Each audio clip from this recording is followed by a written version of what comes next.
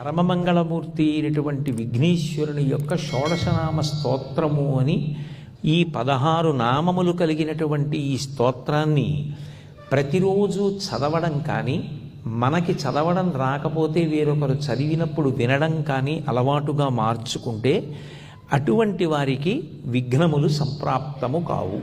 సుముఖశ్చైకదంతశ్చ కపిలో గజకర్ణకః లంబోదరశ్చ వికటో విఘ్నరాజో వినాయకః ధూమకేతుర్గణాధ్యక్ష ఫాలచంద్రో గజాననః వక్రతుండ శూర్పకర్ణో హేరంబ స్కందపూర్వజః షోడశైతాని నామాని ఎప్పటే శృణుయాదపి విద్యారంభే వివాహే చ ప్రవేశే నిర్గమే తథా సంగ్రామే సర్వకార్యేషు విఘ్నస్తస్య న జాయతే.